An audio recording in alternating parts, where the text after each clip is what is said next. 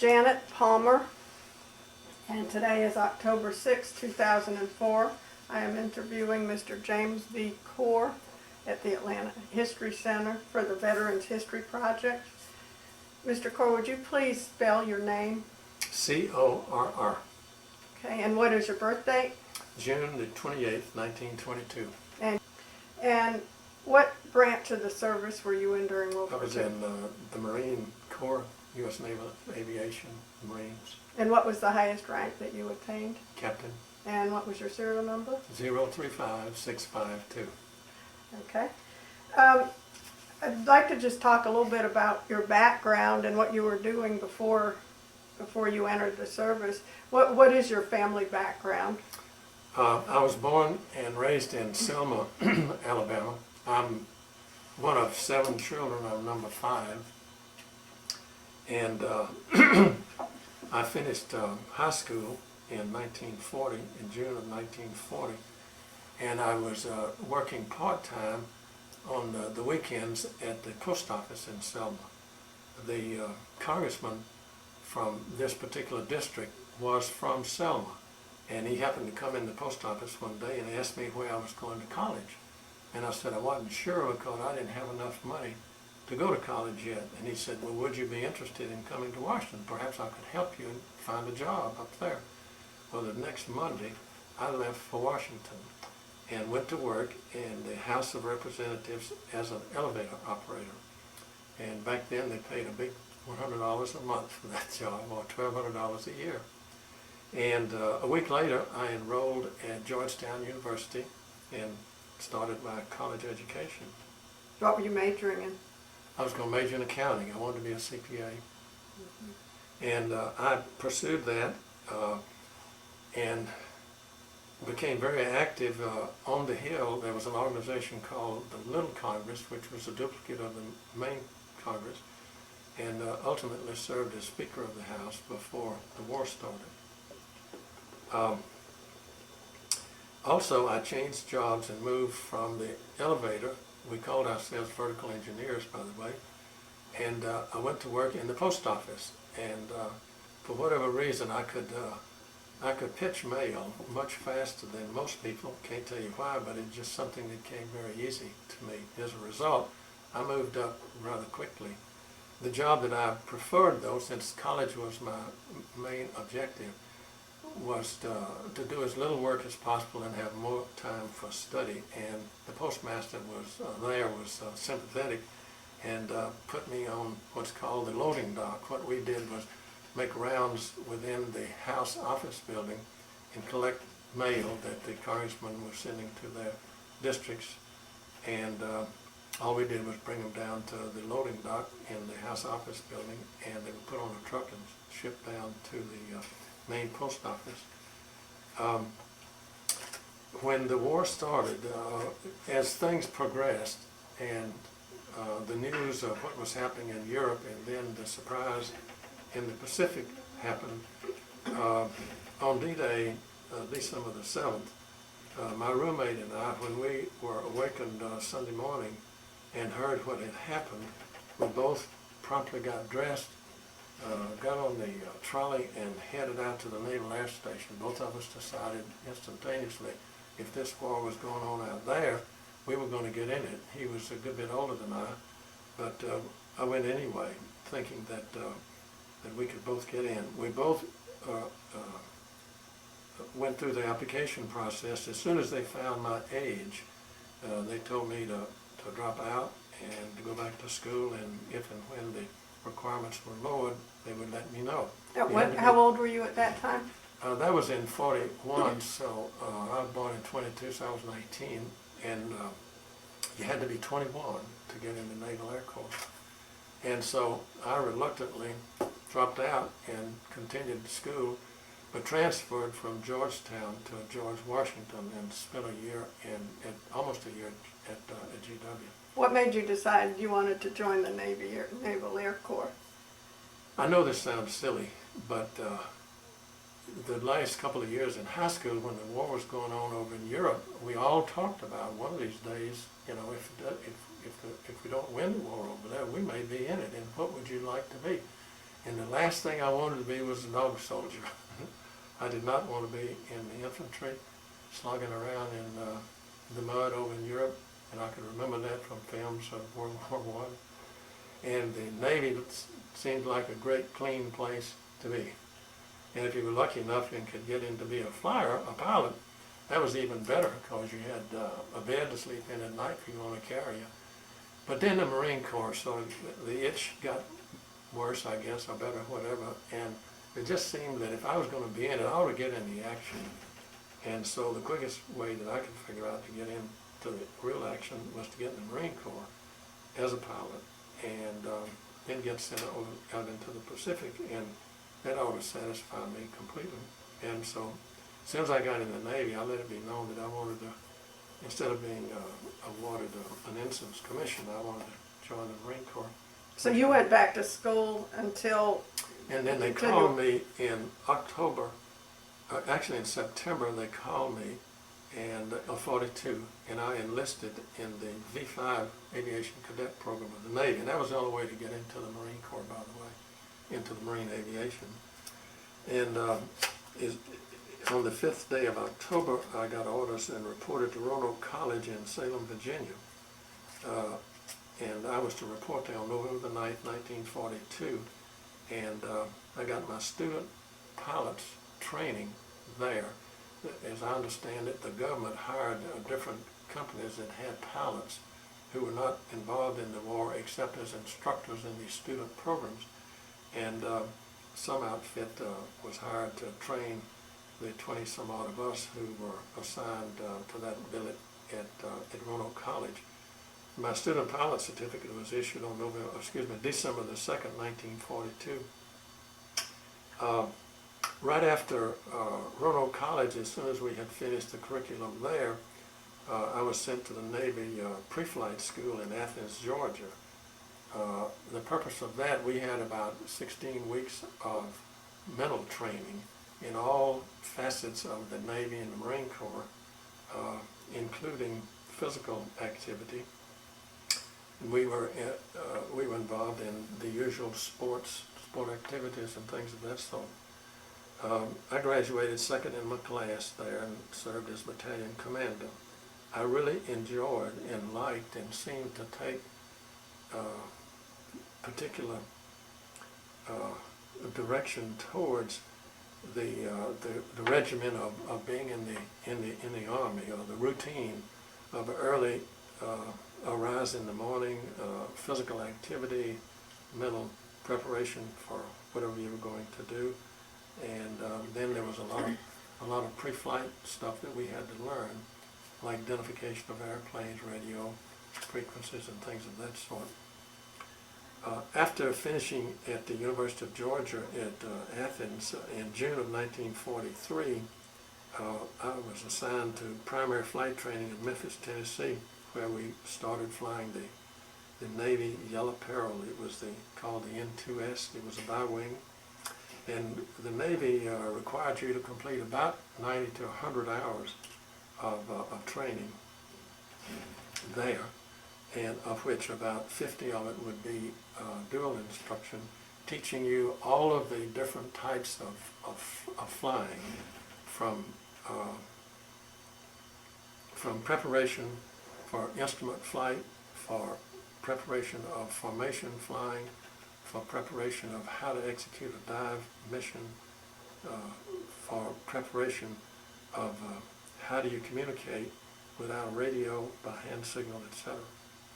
Then when that was over in October of 1943, I was then sent to intermediate flight training down in Pensacola, Florida.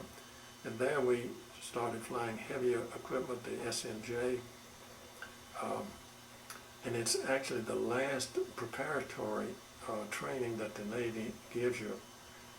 All of the training that is done before you enter the Marine Corps is done under naval supervision. Technically, the U.S. Marine Corps gets most of its instructions and orders from the Navy. When I finished there, getting some 140 hours of instruction, I opted to be commissioned in the Marine Corps as opposed to the Navy. And on March the 17th, 1944, I was commissioned as Second Lieutenant in the Marine Corps. From there, we went to the Jacksonville Naval Air Station and started flying the Corsair, the F-4U, which was at that time probably the hottest airplane that was being built. Shortly after that, the P-51 came out, the P-47, but they were basically, they served with the Army Air Force and did they served a different kind of need. The Corsair was designed primarily as a Navy fighter plane, and the Marines took it and made it an operational attack support for the landing forces. It was great at carrying bombs, napalm bombs. It was great at strafing. It was great in a dogfight. It just met all the requirements that the Marine Corps needed. So it was assigned to it. Unfortunately, it didn't do well as a carrier plane because of the inverted gull wings. At first, they had a problem with the plane stalling early in the right wing. That was finally solved, but the English pilots worked that problem out, and then it ultimately was resolved. And then the Navy took the Corsair, put it back on the carriers, and performed very well. The Marines never had a problem with that, simply because they were landing on airfields and not a slow-moving carrier. After our flight training, and this was with in Jacksonville, and this was basically with the aces the Marine Corps aces who had returned from the South Pacific. They were great instructors, and they really told it like it was and taught us maneuvers that we didn't learn in the flight school at Pensacola. And it was basically how to survive. And one of the things that we learned is that the Japs had planes that were much lighter than ours, had no armament. They sacrificed the pilot if necessary, where that was not in our training. One of the things that, even though this doesn't sound quite good, if your life depends on it, it's the only maneuver that makes sense, and that is never let one get on your tail, and the way you avoid that is dive straight to the ground and throw the throttle wide open, and you will accelerate 10 times faster than he can, and you can always come back tomorrow and get him, which is the practice that we learned out there, and everyone used that whenever necessary.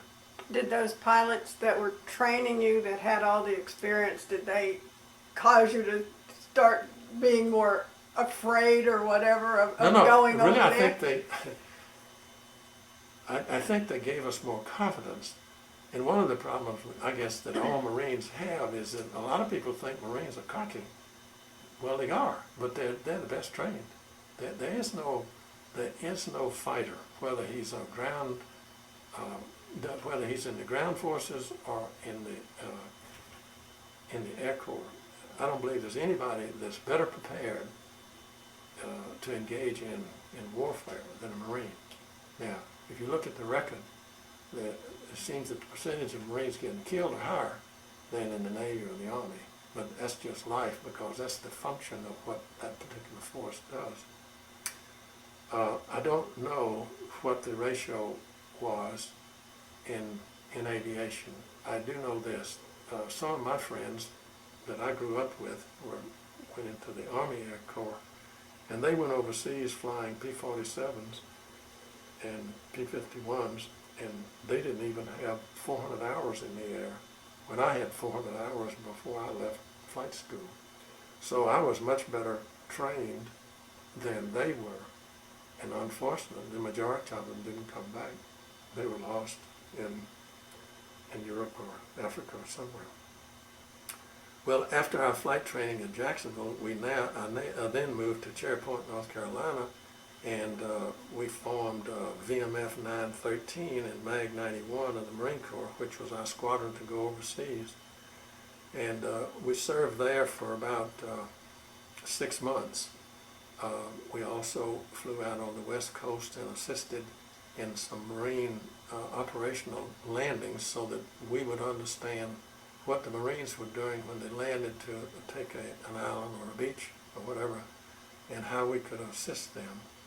And really that was great fun, great training. Then after our squadron was formed, we got orders and we shipped out to Miramar at San Diego, California. And then in February of 1945, we got orders to join VMF 111 in the South Pacific. So we got on a Navy carrier, the USS Bollinger, and headed for Anahuac, which is in the Marshall Islands. How was that trip? It was great. Mostly we sat on the flight deck with all the planes parked there with the wings folded and took sunbaths. Enjoyed the food, ate an awful lot of ice cream, which I guess is the most popular thing on the carrier. Nothing is better than ice cream.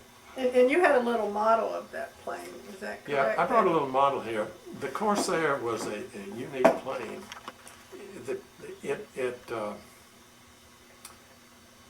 The Navy had the largest aircraft engine built, which was called an R-2800, and I think it had a horsepower of about 1,850 horsepower, something like, certainly less than somewhat less than 2,000. It put over a 13-foot prop on that motor to absorb the energy that it was creating. In order to put that bigger prop on it, the wings, instead of being parallel to the ground, were turned out like a inverted gull, and that got the airplane up high enough off the ground that the prop didn't strike. There were some obvious problems in that, because originally it didn't have a tail wheel, it had a tail skid, and so it sat at an unusually high cocked angle to get the nose off the ground. Well, when you lifted the tail to take off, sometimes if you went too far, you'd strike the prop on the ground. So that they had to change that, and they ultimately did by putting a tail wheel, which was, I believe, approximately 2 feet long, to jack the tail up.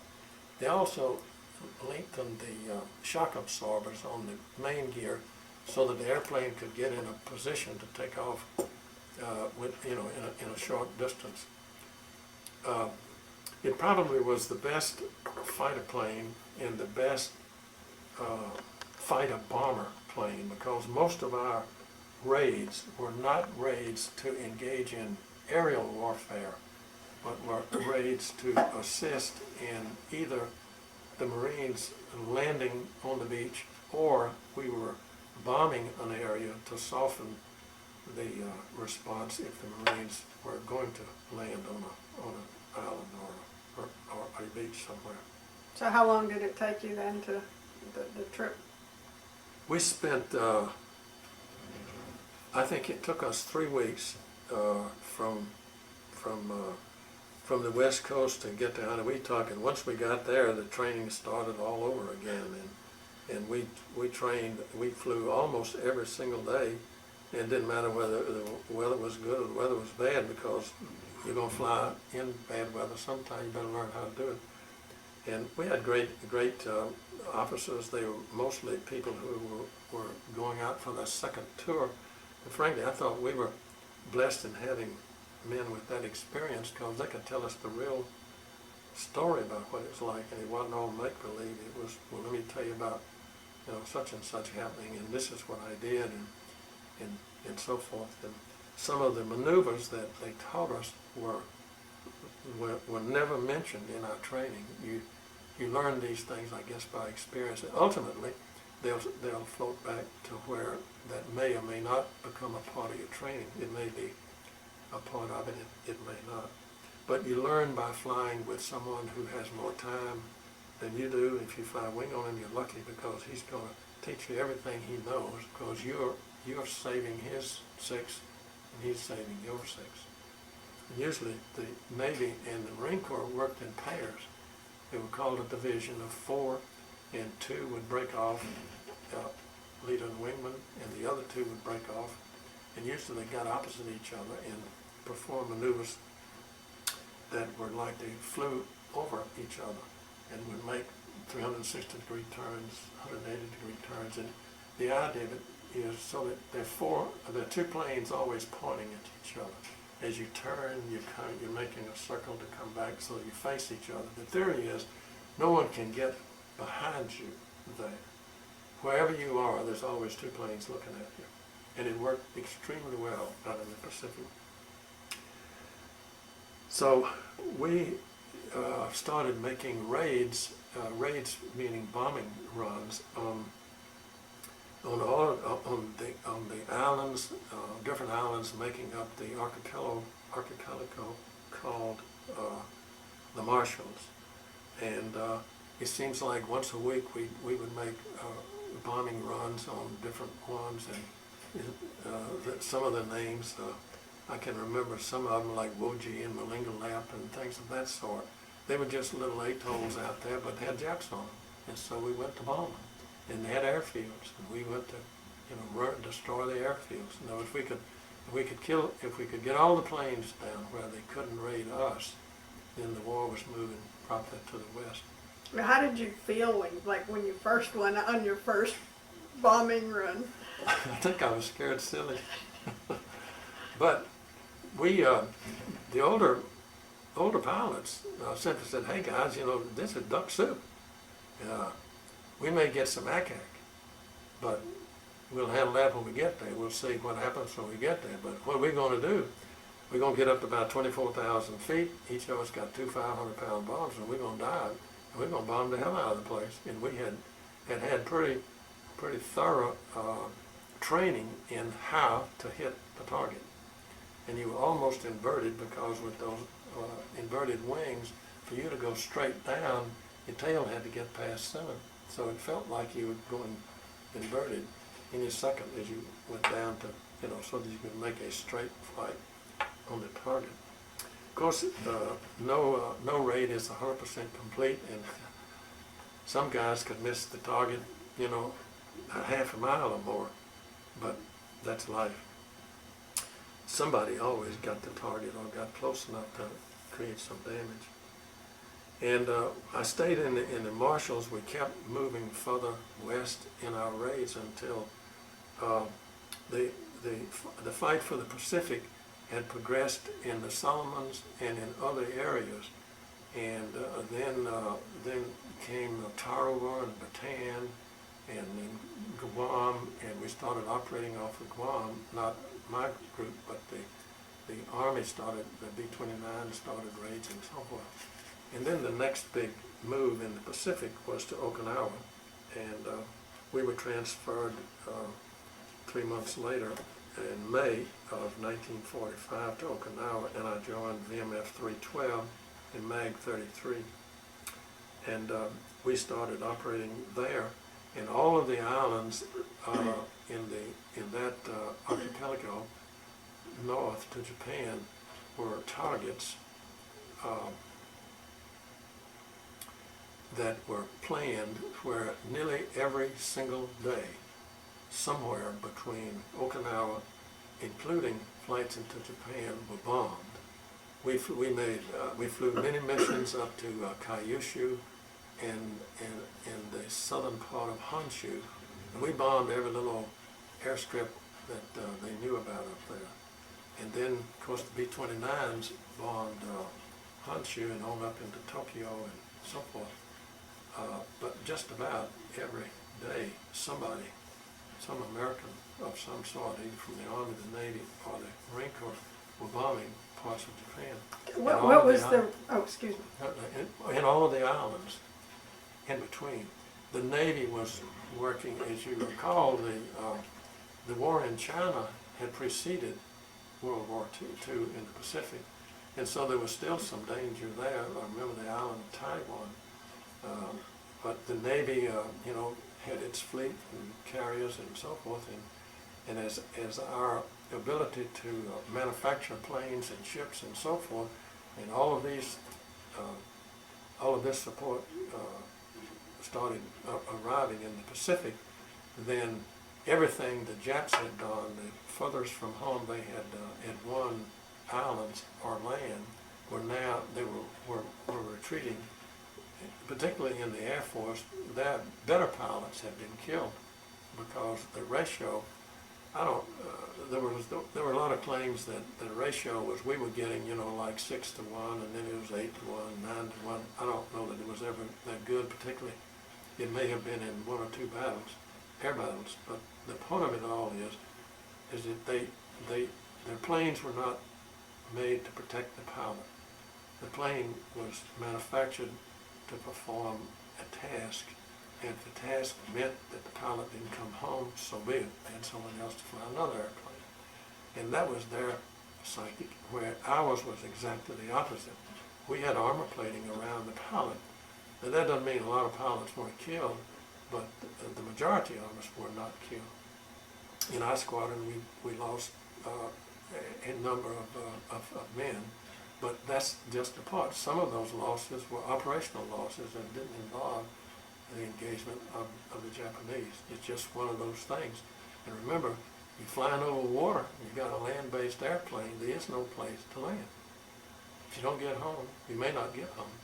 And we all knew that, but I think the majority of us, sooner or later, you decide if the good Lord wants you home, you're going to get home. And I dare say that all of us had to cross that bridge somewhere out there as to whether you believe you'll go home, you'll come home, or whether you just don't simply know, or you don't believe there is a God. There was an awful lot of talk in the early stages of us moving out into the Pacific that if there is a God, why do we have these wars? Well, I don't know the answer to that, but one of the things that I learned is that there's some things that you can't do, and that is you can't make an airplane float, and it doesn't have a motor that runs in the water. So if you don't get back, it's probably your fault. You did something stupid. So if you keep believing that you are coming home, then you're probably going to come home. Personally, I always believed that I was going to come back, and I didn't go through the mental anguish that some of my friends did. Unfortunately, they're not here, and I miss them.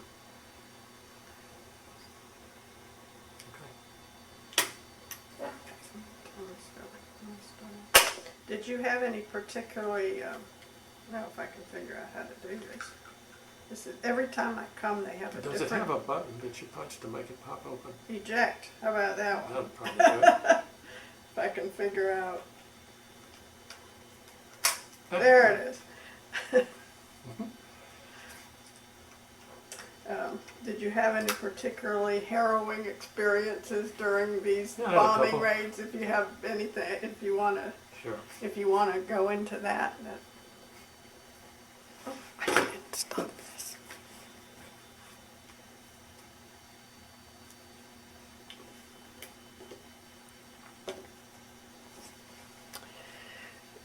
Okay, continuing the bombing raids that you were talking about, did you have any particular stories or harrowing experiences that you'd like to discuss? I had one that has always intrigued me, and it's always amused me because it was so unusual. The result was so unusual. We'd gone on a bombing run up to Kyushu. It was a very long flight, and coming back, you have to. Well, there's a group of islands from Okinawa all the way up to Japan. Coming back, the neatest thing to do is to fly near the islands, and at least you could, if you went in for whatever reason, you could wash ashore, or the Dumbo could come up and pick you up. But at least you'd have an identifiable place that he could find you. Hopefully, the Dumbo could find you, rather than saying, here's the longitude and latitude that he went in. Because now he's got to get his sextant out and figure out where have I got to go. And you may not be there, and it's nothing but water, and you don't, the top of my head isn't even a speck in the ocean. Mm-hmm. It's hard to find. And by then, even though they gave us many aids to help in identification once you're in the water, like we had a yellow boat, a yellow one-man raft that that you could blow up. We had a Mae West that was yellow. We had a dye marker that was, once you broke it in the water, it made a yellow streak in the water, whichever way the currents were going. But on this particular flight on the way back,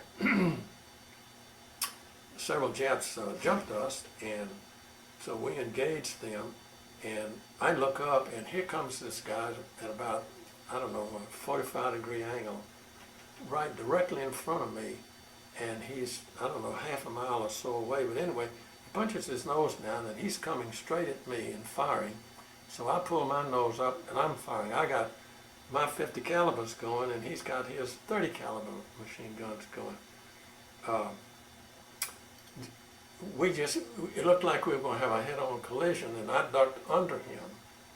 And the second, just before I got under him, a bullet came into my cockpit through the reflector plate, right where the pipper was, where I'm shooting.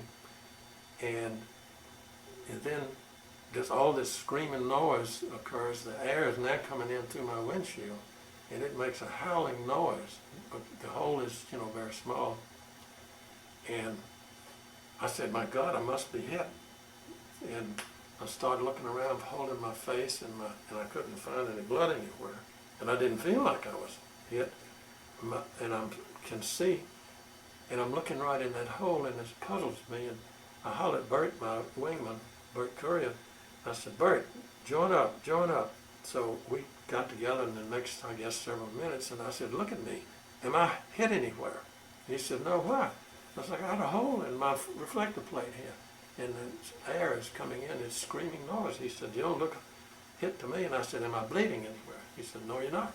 I said, well, I don't understand this. I must not be hit. So I must be okay. And that was the end of that. The battle was over, and we continued our return to base. When we got there, I landed and got the plane captain. Come out here, I want to show you something. I don't want anybody in this airplane until we find that bullet, because I'm still living. It didn't hit me, but I want to know where is it. And so he stuck his finger in the windshield, and he said, my God, I've never seen this. Where is the bullet? And I said, I don't know, but let's get the seat out of here. And I even got down into the bottom of that airplane, and he did too, and we did everything we could to find that bullet. Several people have asked me, well, what were you going to do with it? I said, I don't have the foggiest notion what I was going to do with it, but I wanted to hold it in my hand, because that bullet was designed for me, but it never got me. And I've always wondered what the good Lord had in mind for me, because there is no reason that I can think of that would have permitted that bullet to have missed me, and yet it never touched me. You never found it. Never found it. And it's bothered me all of my life, but yet my brain tells me that if you believe in Jesus Christ, which I do, that the Lord somehow protected me. He had something else for me to do. And maybe that was for me to come here and tell this story, I don't know. Are there any other stories that you'd like to talk about? Well, any of your experiences? Well, I'm just thankful that that I served in the Marine Corps. I think it's one of the greatest experiences of any young man's life, is the friends you make are made at a time when you may not be friends very long, and so you become perhaps closer. You talk about things that are more personal, and it was just a great time. It also, I think, encouraged me to be more realistic about the balance of your life when the war was over. What are you going to do with it? And having seen all that and experienced all the things that you do serving in the armed forces, it just gives you a better appreciation for life. I think the values change, and family is the most important thing in the world. And so, anyway, I couldn't get back in school after I got out of out of the Marine Corps quick enough. And then I finished up my undergraduate training in accounting, with a major in accounting at the University of Alabama, and then decided I wanted to be a tax lawyer. So I finished in the School of Law in 1951 at the University of Alabama, and went to Birmingham and practiced as a tax lawyer and a CPA, and had a great career. Back when you were still doing the bombing run, so most of the time you were in the Pacific, that's what you did, right? Always in the Pacific. Yeah. Do you remember when the bomb was dropped, where you were, how you heard about it? Were there changes in your routine that you knew something was going on, or can you talk about that? Yes. First, before I do that, something just occurred to me. Just before the war was over, and it was about probably the first 2 weeks of August of 1945, for whatever reason, we got orders to bomb the island of Taiwan, which is off the coast of China. So the skipper decided, okay, we'll take 500-pound bombs and rockets and typical, 650 caliber machine guns, and we go over there and bomb the place and shoot it up, and anything's moving, kill it. So I think there were 20 of us, 5 divisions of 4 flew over there, and the skipper says, my boys, you can go down as low as you want to, but for me, I think the war is just about over. There probably is not much left over here, so I'm not going to risk getting too low. I'm going to pull out around 4,000 or 5,000 feet, but y'all do whatever you want to. We're going to join up now. At 30 minutes, you have to be at so-and-so at a point. I think he was probably the only guy that didn't go down, because the rest of us were down and thought, boy, what a turkey shoot. We shot up trains, locomotives, bombed bridges. There were 2 airfields. We shot everything that was moving on that airfield, bombed it, destroyed the runways. We just really created chaos, and all thinking, what fun. This is duck soup. It really was fun. And So they didn't fire back? Not a soul. Not a soul. There was no response.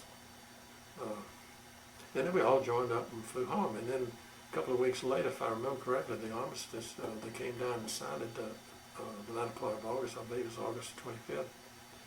And an interesting thing about that, the Allied forces picked a certain kind of airplane for the Japs to be brought to Okinawa, and they were going to be, the armistice would be signed on a battleship, I believe, in the harbor there at Okinawa.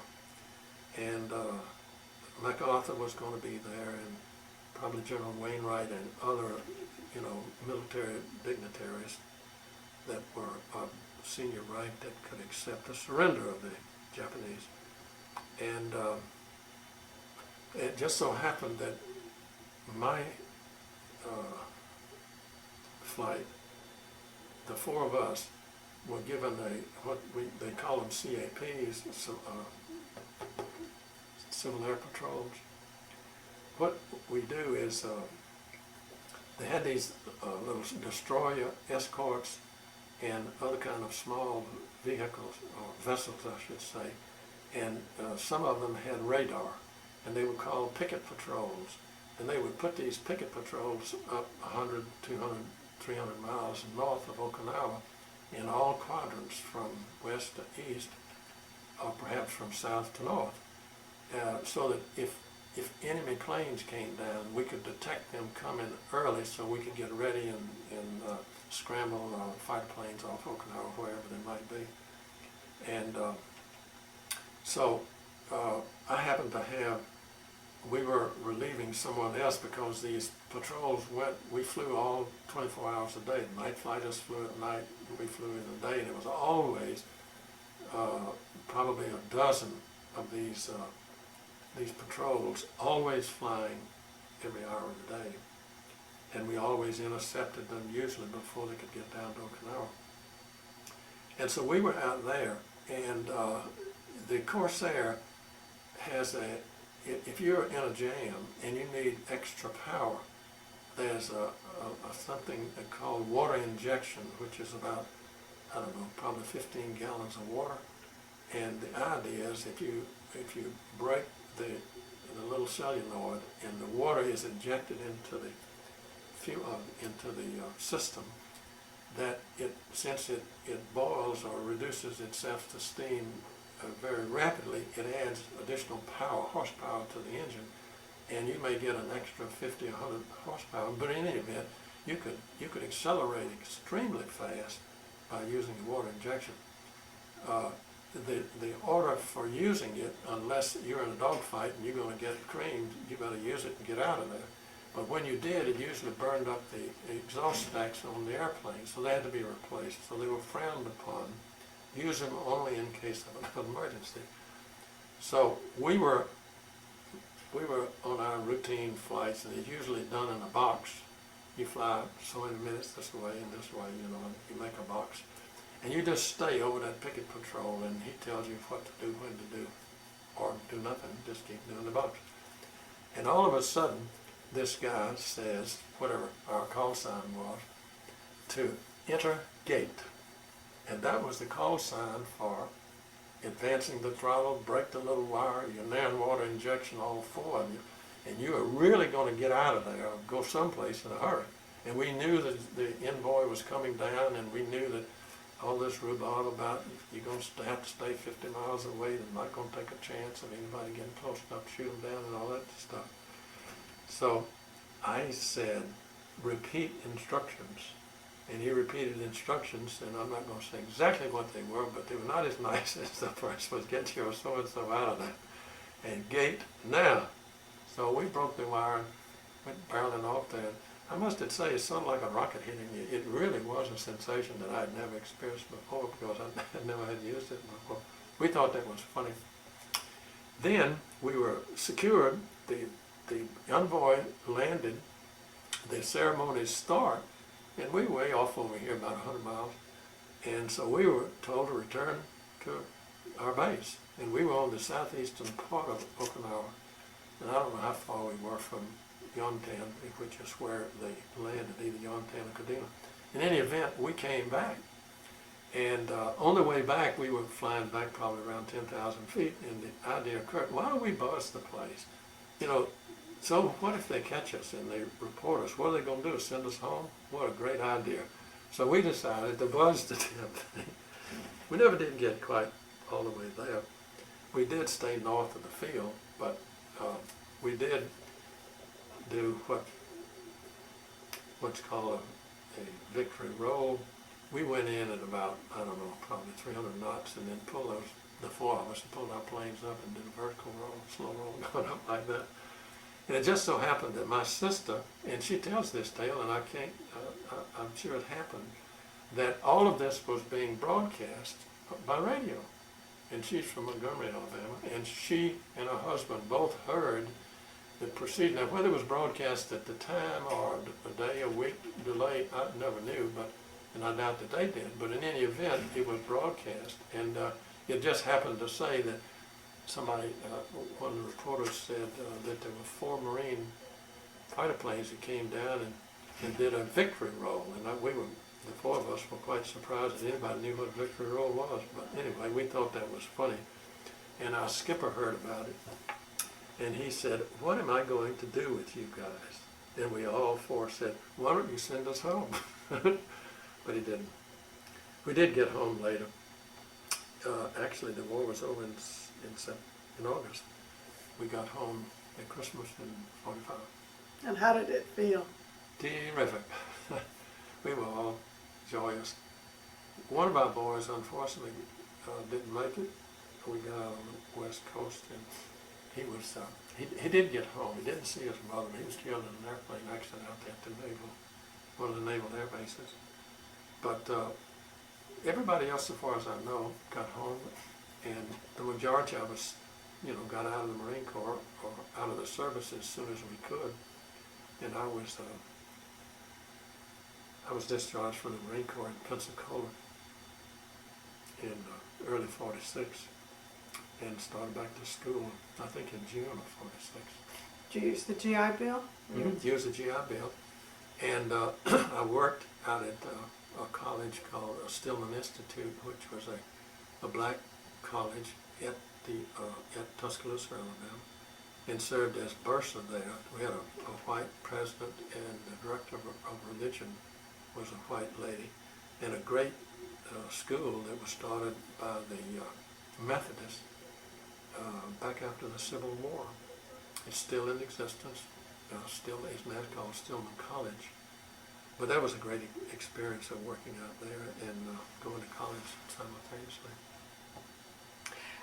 You brought some things here. If you could show us the pouch that you said you received when you got on the Yeah. got on the. When we got our squadron formed in Pensacola, this package was given to each of us. Inside the package, and that's a waterproof piece of material, we were given a survival kit. The survival kit was $25,000 in invasion currency, all in $100 bills. Just couldn't spend them in the country. And we had 2 maps. And this particular map here is a map of the Pacific. And you see all the little red lines on it? It gives you the direction of the currents in the Pacific. So if you were shot down, if you could keep your parachute and make a sea anchor out of it, you could pretty much stay in one place, or just look on the map. You should know where you were, because we had longitude, latitude usually figured out. And then the gunboat could probably come up and pick it up. The other one was something similar, but done a little differently, because you had the China Sea on one side and the broad Pacific on the other. But the purpose of these was to assist us in case we went down. Included in there were, if you went down on an island, we had, I think there were 10 different maps.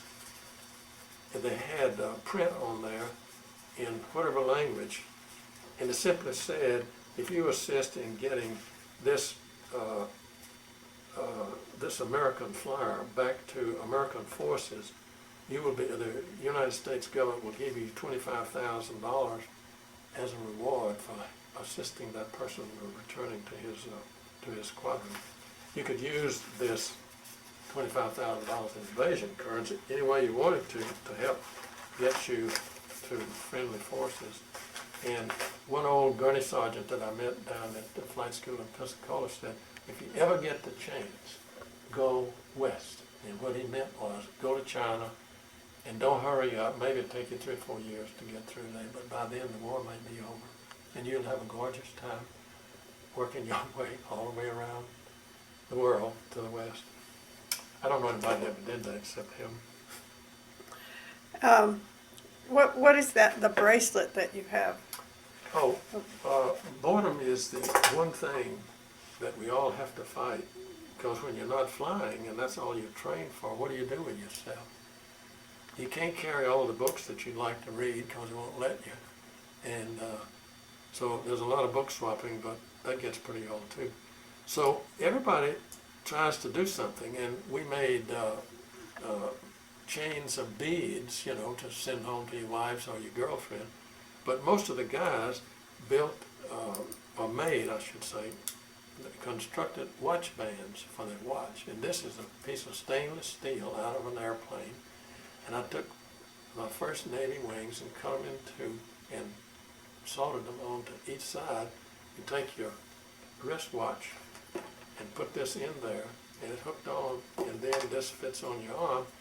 And remember, the Pacific is in high humidity, and mostly 99% of the time you perspire a lot. With this, you never wear a band out, and your watch never gets corroded from sweat. And so we all made these things and used them. They really were somewhat attractive. And I still have this one that I made. I brought a couple of pictures. These were my good buddies that I flew with. This was the group that made up my division, and there are 4 of us. And this was our assigned tent area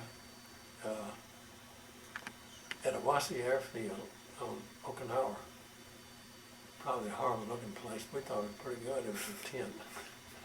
And we had just gone down to the front lines and found that's a Japanese samurai sword and a Japanese flag that most of the officers wear. They carry their sword and their flags with them. Because, you know, they have a little procedure called harikari, committing suicide. Well, we made great to-do over that, because we were the only ones that had the flag and the samurai sword. But this one, we also appropriated this chest of drawers from somebody, some probably Okinawan, but that we all kept our clothes in there. We didn't have much, but whatever we had, we kept in this thing. Because usually we were in flight suits most of the time, and you washed them about every 2 or 3 days. How were your accommodations? Did you have plenty of, how was the food and Food was typical of all over. did you have plenty of it? We had plenty of it. It really was not, well, we all survived, so, you know, health-wise, it's nothing wrong with it, but taste-wise, it's terrible. But I guess we even developed a taste. There was another picture from when you were in Roanoke. Yes. Is that correct? Could you tell me about that picture? Well, this particular picture made all of us laugh, because when this was the group of men that I joined in in October of 1942 at Roanoke College. We all went up there in, you know, our street dress, and these were the uniforms that were issued to us. Now, this uniform was previously worn by the CCC boys under Franklin D. Roosevelt in the late 30s and probably 1940. But in any event, we had this green. It was green in color. We were given a pair of pants, and a jacket, and a pair of dark shoes, and this cap. And we were in what the Navy called civilian pilot training, CPT. One of the boys here, when the first Sunday we were there, we all went to church in a group, and somebody asked one of the men what outfit we were in or what army were we with, and he told them that we were Canadian paratroopers, because that sounded a lot better than telling somebody these were CCC uniforms. And we were Navy pilots, hope to be. We've got about 5 minutes left. Are there any other experiences that you'd like to relate?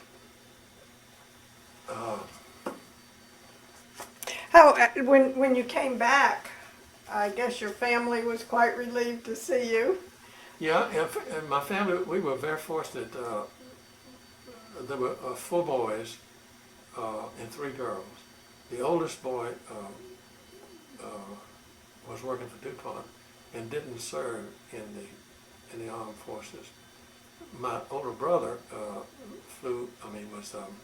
was in the Army and went to one of the African campaigns, and my younger brother wound up a tail gunner in B-29, I believe. So there were 3 of us that served, and we all, you know, came back safe and sound. One of them, the one who served in North Africa, is dead, but the rest of us are alive. He's the only fatality in the family. My oldest sister is 90, and my youngest one is right at 70 now. Well, thank you very much for participating. Do you have some other pictures here? Oh, I just wanted to show what a typical squadron looked like. Then we were called the checkerboard squadron because of the checkerboard insignia on the cowling and the tail. That doesn't have it on. And this just listed that this group of men shot down 60 and a half planes, and we were in VMF 312, checkerboard squadron, MAG 33 on the airfield Awasi, which was in the southeast quadrant of Okinawa. I've kept track of some of these men, but not all of them.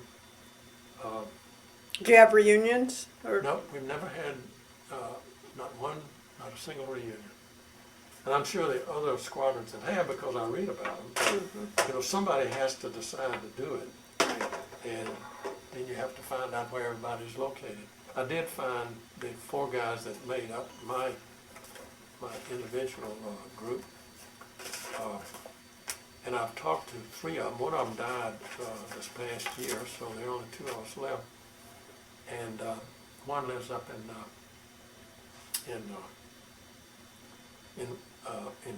New Hampshire, I believe, and the other one lives out in Seattle, Washington.